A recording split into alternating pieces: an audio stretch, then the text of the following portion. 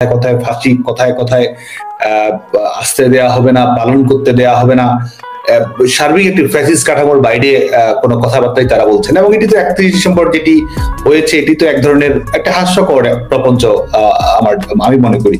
কারণ বাংলাদেশের সংবিধান কি হবে না হবে, বাংলাদেশের সংবিধান তো রাষ্ট্রের সর্বোচ্চ আইন, জনগণের মতামতের সর্বোচ্চ বহিঃপ্রকাশ, এবং আমাদের মুক্তিযুদ্ধের মধ্য দিয়ে অর্জিত আমাদের সংবিধান, সেটি তো বাঙালি জাতির অর্জন, বাংলাদেশের অর্জন। আমাদের গণতন্ত্র, ধর্মনিরপেক্ষ মূল্যবোধ, সমাজ চেতনা, উদার মানবিক একটা রাষ্ট্র ব্যবস্থা, কল্যাণধর্মী রাষ্ট্র ব্যবস্থা, এবং সেই সংবিধান জনগণের নির্বাচিত প্রতিনিধিরাই সেটি বাস্তবায়ন করেছিল। জনগণের নির্বাচিত প্রতিনিধিরাই সেটি সময়ের সঙ্গে সঙ্গে পরিমার্জন করেছিল। সেখানে তারা আর প্রোক্লেমেশন তো একবারই হয়, প্রোক্লেমেশন তো একটি রাষ্ট্রের যে ব্যবস্থা, রাষ্ট্রের স্বাধীনতার পত্তন, সেখানে যারা মুক্তিযুদ্ধে নেতৃত্ব দিয়েছেন, জনগণের ম্যান্ডেট প্রাপ্ত হয়েছেন, তারাই তো সেটি করেছেন। সরকার পরিবর্তনের আন্দোলন, যে কোনো আন্দোলন, ইস্যু ভিত্তিক আন্দোলন একটি রাষ্ট্রে তো হাজারবার ঘটতে পারে, তো সেটি কি সংবিধানে অন্তর্ভুক্তির কোনো বিষয়? এবং এই বৈধতাই তাদেরকে কে দিয়েছে? আজকে তারা কি জনগণের নির্বাচিত প্রতিনিধি? জনগণ কি তাদেরকে ভোট দিয়েছে? জনগণ কি তাদের কোনো ধরনের রায় দিয়েছে? আজকে যারা বড় বড় কথা বলছে এটি একটি ক্লাবের সংবিধান বানিয়েছে তাদের ইচ্ছে, এবং বাস্তবতা হচ্ছে অনেক যারা কথা বলছে ইউনিয়ন পরিষদ নির্বাচন করলেও তারা জামানত বাজেয়াপ্ত হবে, এবং তারা আজকে নিজেদেরকে এই জনগণের প্রতিনিধি, স্বঘোষিত জনগণের প্রতিনিধি দাবি করছে, এবং সংবিধানের ম্যান্ডেট এটা রয়েছে, সেটা রয়েছে। এক ধরনের রাষ্ট্র ব্যবস্থা, এক ধরনের জনগণের সঙ্গে প্রতারণা, তামাশা, হাস্যকর বিষয়বস্তুতে পরিণত।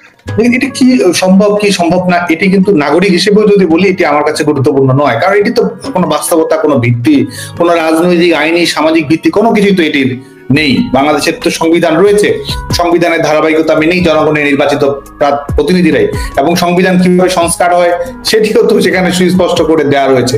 সংস্কার, পরিবর্তন, পরিমার্জন প্রয়োজন হলে জনগণের নির্বাচিত প্রতিনিধিরা সময়ের সঙ্গে সঙ্গে সেটি অ্যাডজাস্ট যতটুকু করে নিতে হয়, যতটুকু আপ টু ডেট রাখতে হয়, বা আরো বেশি কার্যকর, জনগণের জন্য কল্যাণমুখী, আরো বেশি গণতন্ত্র, আরো বেশি আমাদের জনগণের অধিকারগুলো রক্ষা কবচ দেয়, এটা তো সময়ের সঙ্গে স্বাভাবিক প্রক্রিয়া। এটির সঙ্গে প্রক্লেমেশন, এটির সঙ্গে এদের এই ধরনের ডিক্লারেশন, এটির সঙ্গে প্রস্তাবনা, তাহলে তো আজকে তারা ভবিষ্যতে আরেকজন আন্দোলন করবে, বলবে যে এটি সংবিধানের প্রস্তাবনা দিতে হবে। 90 আন্দোলন করেছে, তারা বলবে তারা তাদের সংবিধানের প্রস্তাবনা দিতে হবে। 111 যখন এই সামরিক নিয়ন্ত্রিত তত্ত্বাবধায়ক সরকার ছিল, তারা বলবে যে তাদের সেটি প্রক্লেমেশন দিতে হবে। তো রাষ্ট্র ব্যবস্থা সম্পর্কে এদের ন্যূনতম যে তারা রাষ্ট্র ব্যবস্থাকে এক ধরনের তামাশার বিষয়বস্তুতে পরিণত হয়েছে, এসব তো সুস্পষ্টভাবে পাগলের প্রলাপ। কারণ এবং এই ফ্যাসিস্ট রিপাবলিকের এই প্রেস উইং, এটি সত্যিকার অর্থেই বাংলাদেশের জনগণের সঙ্গে, বাংলাদেশের জনগণকে যারা নির্বোধ মনে করে, তারা এই ধরনের কথাবার্তা বলতে পারে বলে মনে করি। বাংলাদেশের জনগণ অত্যন্ত সচেতন, বাংলাদেশের জনগণ অত্যন্ত আত্মমর্যাদা সম্পন্ন, বাংলাদেশের জনগণের নাগরিকতা বোধ সুতীব্র এবং সুতীক্ষ্ণ।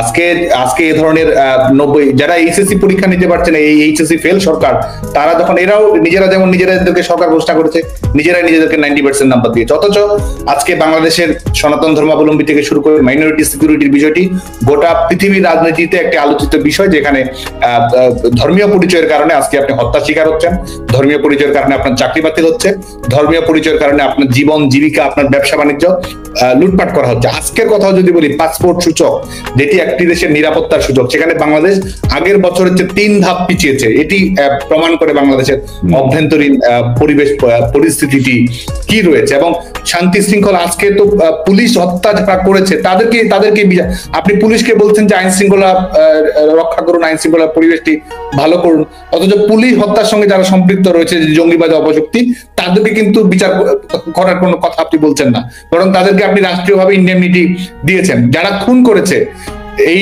আজকে যে শিক্ষার্থীদেরকে হত্যা করা হয়েছে, সেই শিক্ষার্থীদেরকে এই বিচার করার জন্য শেখ হাসিনা সরকার স্বাধীন বিচার বিভাগীয় তদন্ত কমিটি জাতিসংঘের কে আহ্বান করে সেগুলো করেছিল, অথচ এই সরকার কিন্তু ন্যায় বিচারের কোনো কিন্তু আগ্রহ, কোনো আকাঙ্ক্ষা কিন্তু দেখায়নি। ন্যায় বিচারের যদি আগ্রহী থাকতো, আকাঙ্ক্ষাই থাকতো, তাহলে কি আজকে এই সরকার রাষ্ট্রীয়ভাবে ইন্ডেমনিটি প্রদান করতে পারতো যে কাদেরকে বিচার করা যাবে, কাদের বিচার করা যাবে না, কারা খুনি নয়, এবং কাদের আইনের আওতায় প্রশ্ন তোলা যাবে না, বিচার বিভাগের আওতায় প্রশ্ন তোলা যাবে না।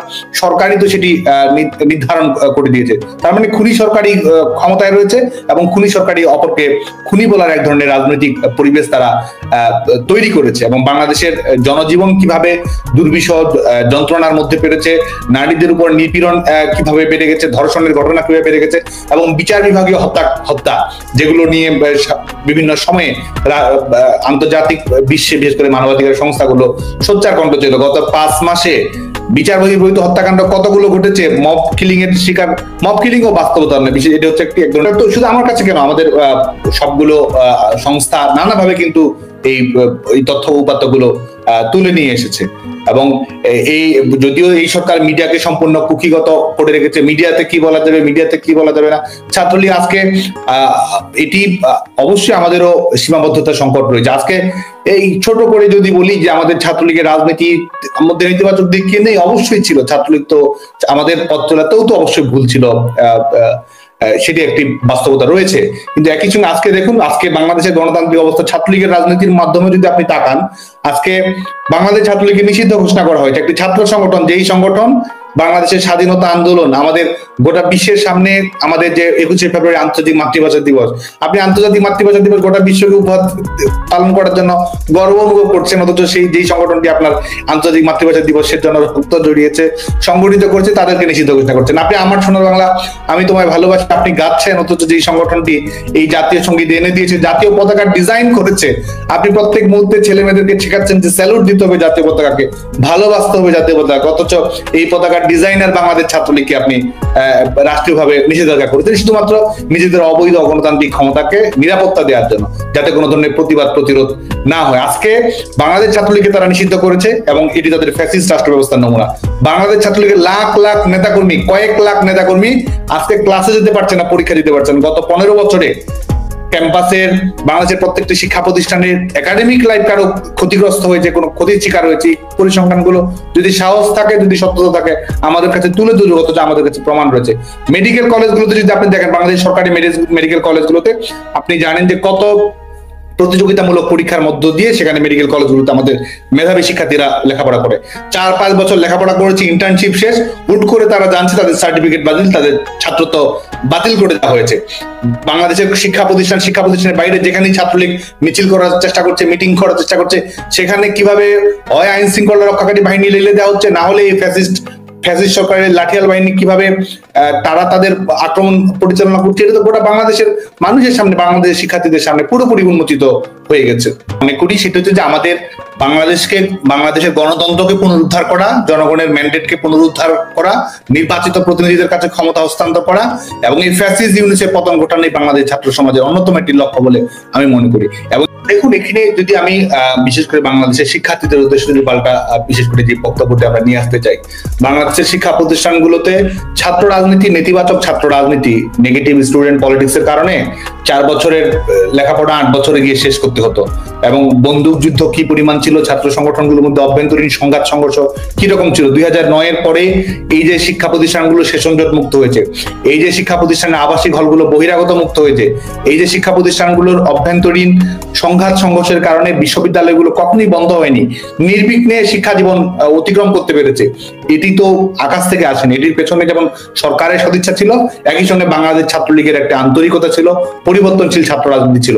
15 বছরে অপ্রত্যাশিত আকাঙ্ক্ষিত ঘটনা ঘটেনি সেটি নয়, ঘটেছে, এবং সেগুলো কিন্তু অবশ্যই সংগঠন কখনোই এন্ডোর্স করেনি, বরং সেখান থেকে আমরা শিক্ষা নিয়ে আরো যেন সেটিকে যেন কারেকশন করা যায়, সেটির জন্য একটি সমাধান করা যায়, সেখান থেকে যেন শিক্ষা গ্রহণ করা যায়, সেই চেষ্টাটি কিন্তু আমরা করেছি। এবং এই সন্ত্রাসী কর্মকাণ্ডের ঘটনা, সেটি আগের বাস্তবতা, এখনকার বাস্তবতা, 2008 সালে শেখ হাসিনা সরকার ক্ষমতা গ্রহণের আগের বাস্তবতা, মধ্যবর্তী সময়ের বাস্তবতা, আর এই 2024 সালের 5 আগস্ট পরবর্তী বাস্তবতা, কিভাবে পিটিয়ে হত্যা করা হয়েছে তোফাজ্জল হোসেনকে ঢাকা বিশ্ববিদ্যালয়ের আবাসিক হলে, জাহাঙ্গীরনগর বিশ্ববিদ্যালয়ে শামীম মোল্লাকে কিভাবে হত্যা করা হয়েছে, রাজশাহী বিশ্ববিদ্যালয়ে মাসুদকে কিভাবে হত্যা করা হয়েছে, কিন্তু বাংলাদেশের মানুষের প্রত্যেক জনই তারা সচক্ষে তাদের নিজ চোখে সেটি দেখেছে।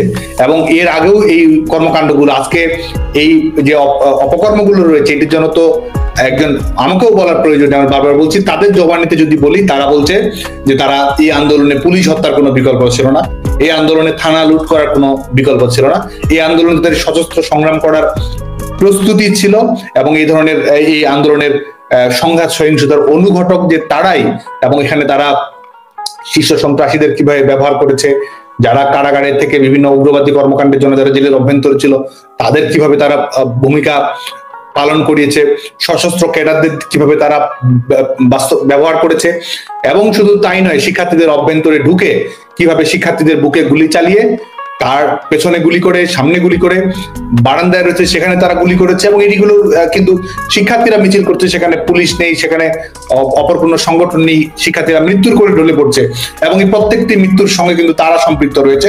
এটা আজ হোক কাল হোক বাংলাদেশের মানুষের সামনে এটি প্রমাণিত হবে। যারা হত্যাকারী তারাই আজকে ক্ষমতা দখল করেছে, যারা হত্যাকারী তারাই কিন্তু আজকে, শেখ হাসিনা সরকার কিন্তু কাউকে ইন্ডেমনিটি দেয়নি, শেখ হাসিনা সরকার কিন্তু কাউকে দায় মুক্তি দেয়নি, ইউনূস সরকার, এই ফ্যাসিস্ট সরকার দায় মুক্তি দিয়েছে, কারণ তারা চায় না যে এই ঘটনাগুলোর প্রকৃত রহস্য উন্মোচিত হোক, তারা চায় না যে শিক্ষার্থী হত্যার প্রকৃত রহস্য উন্মোচিত হোক, কারণ প্রকৃত রহস্য উন্মোচিত হলে এটি বাংলার জনগণের সামনে প্রমাণিত হয়ে যাবে যে কারা এই হত্যাকাণ্ডগুলোর সঙ্গে সম্পৃক্ত রয়েছে, এবং এই হত্যাকাণ্ডগুলো ঘটিয়ে তারা আজকে ক্ষমতা দখল করেছে। শিক্ষার্থীরা মায়ের কোল খালি হয়েছে, আর এদিকে ডক্টর ইউনূসের গ্রামীণ ব্যাংকের 600 কোটি যে ঋণ ছিল, সেটি কর ফাঁকি ছিল, সেগুলো বাতিল হয়েছে। মায়ের কোল খালি হয়েছে, আর এই প্রত্যেকটি লাশের বিনিময়ে একজন উপদেষ্টা হয়ে তারা হেলিকপ্টারে করে উপজেলার টহল দিয়ে বেড়াচ্ছে। একজন মায়ের কোল, একজন বোন তার ভাই হারিয়েছে, আর এই আজকে এই তথাকথিত সমন্বয়কেরা আজকে তদবির বাণিজ্য করে এটাকে বিভিন্ন ধরনের যে ধরনের টাকা পয়সা, অর্থবৃত্ত, গাড়ি বাড়ি তারা বাস্তবতা তৈরি করেছে। এই হচ্ছে অবস্থা। শিক্ষার্থীদের মৃত্যুর প্রতি, মায়ের কান্নার প্রতি তাদের কোনো কিছু নেই। মায়ের কান্নাকে এই ব্যবহার করে, এই মায়ের কান্না ঘটিয়েই তারা কিন্তু আজকে এই ক্ষমতা দখল করেছে।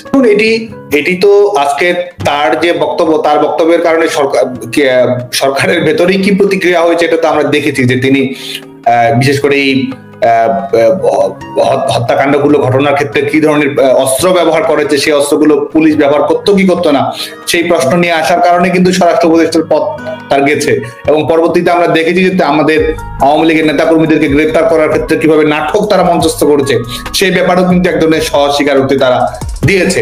এবং এই আজকে এই যে অভিযোগগুলো এসেছে, এই অভিযোগগুলো তো আজকে যারা করছে, আমরা মনে করি যে তারা হীন রাজনৈতিক উদ্দেশ্যে তারা এটি করার চেষ্টা করছে, এবং অনেকগুলোই আমরা মনে করি যে বাস্তবতা বিবর্জিত তথ্য, এক ধরনের যে জাস্ট আমাদের শেখ হাসিনা সরকারকে বিভিন্ন ধরনের অভিযুক্ত করার জন্যই তারা এই বিষয়গুলো নিয়ে আসছে, এবং এটির কোনো অস্তিত্ব, এটির কোনো বাস্তবতা আজকে কোনো কিছু বর্তমান সরকার কিন্তু সে দেখাতে পারেনি। ছাত্রলীগের কর্মীরা সত্যিকার অর্থেই পরামর্শ কিংবা নির্দেশনার অপেক্ষায় থাকেনি, বরং বাংলাদেশ ছাত্রলীগের কর্মী, তৃণমূলের যারা প্রান্তীয় কর্মী, তারাই কিন্তু পথ দেখিয়েছে।